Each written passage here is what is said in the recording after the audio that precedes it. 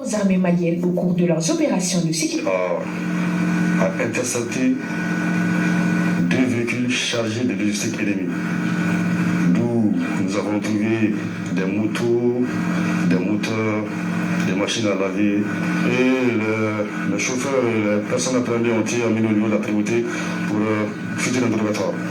Depuis un certain moment, la dynamique enclenchée au niveau du secteur 3 porte ses fruits. Au mois d'avril, nous avons pu saisir 3 camions avec plus d'une centaine de motos.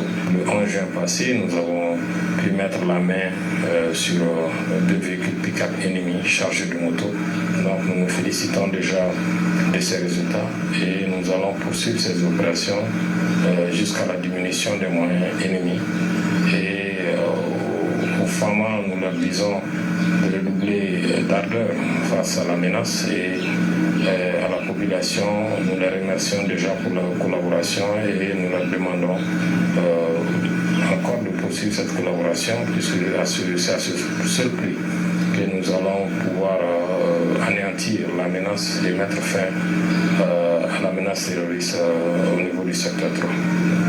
À travers ce résultat, les femmes réaffirment leur capacité à frapper l'ennemi et à entraver ses mouvements.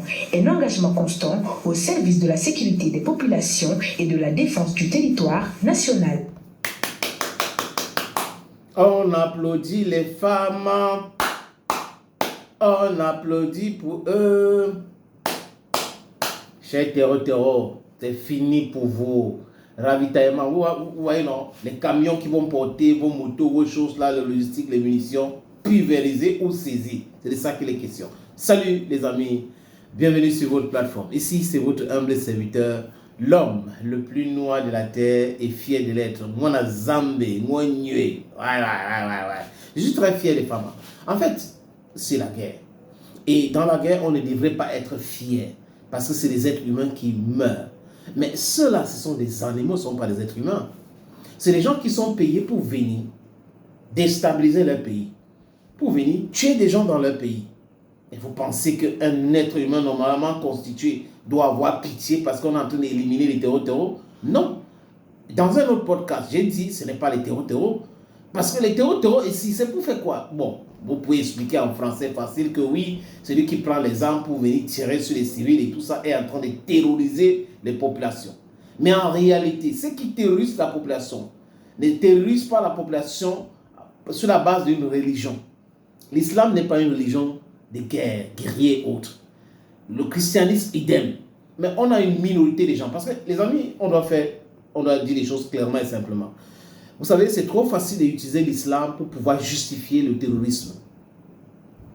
Mais l'islam, c'est combien de personnes? Plus de 2 milliards de personnes dans le monde.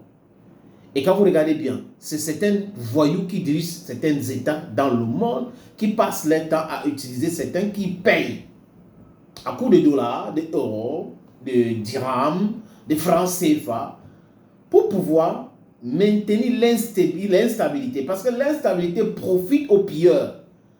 Ils viennent, ils créent un état de non-droit et là, personne ne peut contrôler. Ils sont entre eux les voyous, c'est la mafia. Et là, business à ce genre, ils creusent, ils prennent et tout ça, ils s'enrichissent avec de façon sauvage. Et pendant ce temps, le peuple crève. Le peuple crève et de temps en temps, vous allez les voir venir pour certains pays dans le Golfe pour dire on va vous construire les mosquées. Quand on leur dit pour le cas d'Ibrahim Traoré, on veut les écoles, les hôpitaux. Non, on veut construire plutôt les mosquées. La raison, c'est quoi? Allez trouver la raison. Que des gens veulent venir construire les églises chez nous, les mosquées, des lieux de culte chez nous. On leur dit non, on a assez. Nous voulons plutôt maintenant les écoles, les infrastructures. Ils disent non, on ne veut pas cela. C'est pour endoctriner. Nous sommes le seul peuple au monde où on nous a fait oublier notre culture, on nous a imposé des langues, on est devenu étranger même chez nous. Nous sommes les seuls. Où pour aller dans un autre pays, il faut avoir le visa. C'est incroyable. Avant, ce n'était pas comme ça. On nous a imposé ça. Et quand je parle d'imposer le visa, je pense à ces corrompus-là qui gèrent l'Afrique du Sud, Ramaphosa, ces bandes de corrompus qui poussent des cancres dans la rue pour commencer à demander aux Africains de rentrer chez eux. Vous là, les Zoulous et les autres qui font nos bruits là en Afrique du Sud, vous venez du Cameroun, hein? Les Bantous viennent du Cameroun. Donc, vous ne pouvez pas vous comporter comme vous vous comportez maintenant. Mais les amis, quand il finit de dire ça, nous devons continuer à encourager nos amis, nos frères, nos petits frères, nos petites sœurs, au sein des FAMA, encourager l'état-major qui est en train de faire un travail aussi formidable. Donc, j'ai dit, il passe au pain fin tout le pays, avec les drones de surveillance, les drones de frappe, et c'est ça. C'est comme ça qu'il faut procéder, et les FAMA sont en train de... C'est-à-dire que c'est la fierté africaine. Et une armée professionnelle, une armée bien disciplinée, et une armée qui est là pour la patrie.